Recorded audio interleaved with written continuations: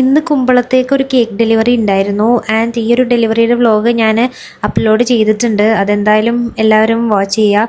അങ്ങനെ ഡെലിവറിയൊക്കെ കഴിഞ്ഞ് വന്നപ്പോൾ നല്ല മഴയായിരുന്നു. മുഖത്തേക്കൊക്കെ വെള്ളത്തുള്ളി അടിച്ചിട്ട് നല്ല വേദന എടുക്കണ്ടായിരുന്നു.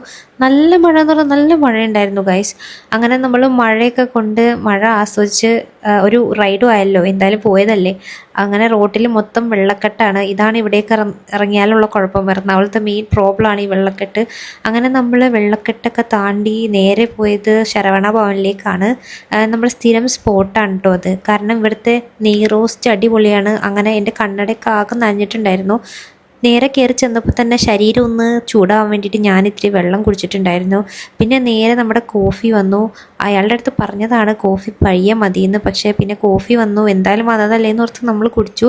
ആ ഒരു തണുപ്പത്ത് നിന്ന് വന്നിട്ട് മഴയത്ത് കോഫിയൊക്കെ കുടിക്കാൻ നല്ല രസമാണ്.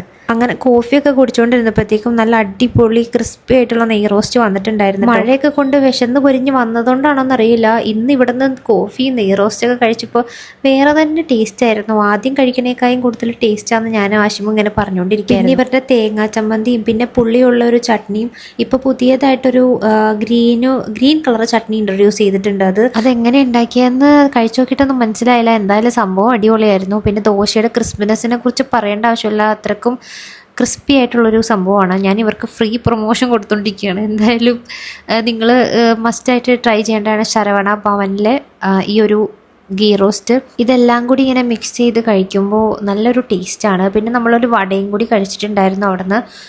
അങ്ങനെ ഇന്നത്തെ ഒരു ബ്യൂട്ടിഫുൾ ഡേ അവസാനിപ്പിച്ചു. എല്ലാവർക്കും ഇഷ്ടമായി എന്ന് വിചാരിക്കുന്ന ഒരു വ്ലോഗ് നമുക്കിനി അടുത്ത വ്ലോഗിൽ കാണാം. See you in the next video. Bye by.